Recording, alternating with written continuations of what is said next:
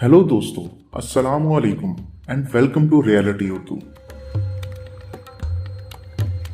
दोस्तों, 1988 में रिलीज होने वाली हॉरर मूवी चाइल्ड प्ले ने लोगों को खौफ में मुब्तला कर दिया था। ये मूवी काफी मकबूल हो गई और बहुत से लोगों ने इस मूवी के खिलाफ एहतजाज भी किया कि ये मूवी बच्चों के लिए इंतहा पसंदी को परवान चढ़ाएगी। सब बातों के बावजूद इस मूवी के 7 पार्ट्स मुख्तलिफ सालों में रिलीज हुए। इनमें से सबसे डिसेंट फिल्म 2007 में कल्ट ऑफ चकी के नाम से रिलीज की गई। दोस्तों, इस फिल्म में दिखाया गया कि कैसे एक सीरियल किलर की रूह इस चकी नामी डोल में घुस जाती है और ये डोल लोगों को कत्ल करती है। इस वीडियो में आपको इसी डोल की कहानी के मुतालिक बताया जाएगा जिसके ऊपर ये मूवी बनाई गई है, लेकिन फिल्म की कहानी असल कहानी से बिल्कुल मुख्तलिफ है। कहानी कुछ यूं है कि आज से तकरीबन 111 साल पहले थॉमस ऑटो नामी एक अमीर आदमी हुआ करता था। यह आदमी अमेरिका की रियासत फ्लोरिडा में रहता था। इसकी बीवी और बेटा इसकी फैमिली में शामिल थे। उसके बेटे का नाम रॉबर्ट था। थॉमस और उसकी बीवी बहुत सख्त थे। ये घर में डिसिप्लिन बनाकर रखते थे। इनके घर पे कुछ मुलाजमीन भी थे। ये दोनों हस्बैंड वाइफ इन मुलाजमीन को हर वक्त बेइज्जत करते रहते थे। और दोस्तों, अगर इन मुलाजमीन से कोई गलती हो जाती तो इनके साथ बहुत बुरा सलूक करते थे। एक बार थॉमस की बीवी ने अपनी एक मुलाजमा को घर के पिछले हिस्से में कुछ पढ़ते हुए देखा। थॉमस की बीवी को उस मुलाजमा पर शदीद गुस्सा आया क्योंकि उसको लगा कि ये मुलाजमा काला जादू कर रही है और कुछ मंत्र पढ़ रही है। उसने फौरन इस मुलाजमा को नौकरी से निकाल दिया और निकालने से पहले उसको बेहद बेइज्जत किया।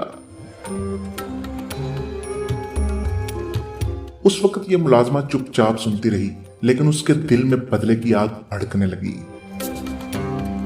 दोस्तों, थॉमस की बीवी और उसकी फैमिली को नहीं पता था कि ये मुलाजमा काले जादू की माहिर थी और उसकी फैमिली के साथ ये क्या करने जा रही थी। दोस्तों, थॉमस के बाप ने अपने बेटे रॉबर्ट को एक डॉल तोहफा में दी थी और ये डॉल रॉबर्ट के दादा ने जर्मनी से खरीदी थी। वो अक्सर इस डॉल से खेला करता था। रॉबर्ट ने इस डॉल का नाम भी अपने नाम पर रॉबर्ट ही रखा था। जैसे जैसे दिन गुजरते गए, रॉबर्ट के माँ बाप और घर में मौजूद मुलाजमों को इंतहाई खौफनाक चीजें महसूस होने लगी। जैसा कि रॉबर्ट इस डॉल से बात करता और डॉल इंतहाई खौफनाक आवाज से उसको जवाब देती। फिर उनको रात में चीखने चिल्लाने की आवाज आती और फिर हालत और ज्यादा बिगड़ती गई। रॉबर्ट रात को चीखना शुरू हो जाता। उसके माँ बाप उससे पूछते कि क्यों चीख रहे हो, तो वो कहता कि मैं नहीं बल्कि ये डॉल चीख रही है। रॉबर्ट के खिलौने खुद से टूट जाते और घर की चीजें खुद ब खुद ही इधर उधर हो जाती। घर में रोने और हंसने की खौफनाक आवाजें आने लगीं और रॉबर्ट हमेशा कहता कि ये मैं नहीं बल्कि डॉल कर रही है। इन वाकयात की वजह से घर के मुलाजमीन भी नौकरी छोड़कर जाने लगे। रॉबर्ट का पड़ोसी ये कहता था कि उनके घर की खिड़की से कोई अजनबी लड़का नजर आता है जो हर आने जाने वाले को घूरता है। रॉबर्ट के घर वालों ने आखिर तंग आकर इस डॉल को एक डब्बे में बंद करके घर के स्टोर में रख दिया और सालों तक ये डॉल स्टोर में ही पड़ी रही।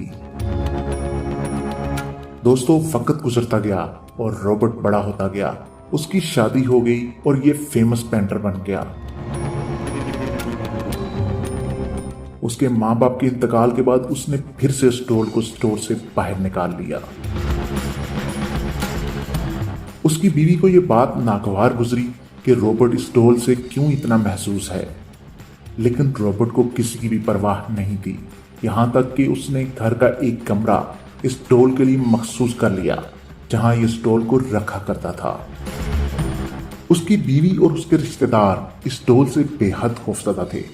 इस डॉल से लोगों को हंसने की आवाज आती थी।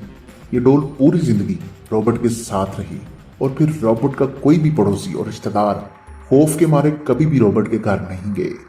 यहां तक कि उसकी शादी भी टूट गई और कुछ ही अरसा के बाद उसकी बीवी भी पुरस्राग तौर पर मर गई।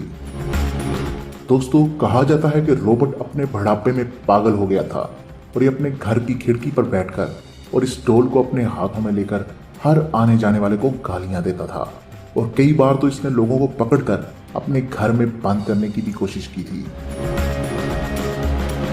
रॉबर्ट की मौत के बाद इस डॉल को फ्लोरिडा के एक म्यूजियम में रख दिया और आज भी ये डॉल वहां मौजूद है। लोग इस डॉल को दूर दूर से देखने आते हैं। दोस्तों, मुझे उम्मीद है ये वीडियो आपको पसंद आई होगी। वीडियो को लाइक कर दें और अपने दोस्तों के साथ भी जरूर शेयर करें। ऐसी दिलचस्प वीडियोस देखने के लिए हमारे चैनल को सब्सक्राइब करें। अपना बहुत ज्यादा ख्याल रखिएगा। अल्लाह हाफिज।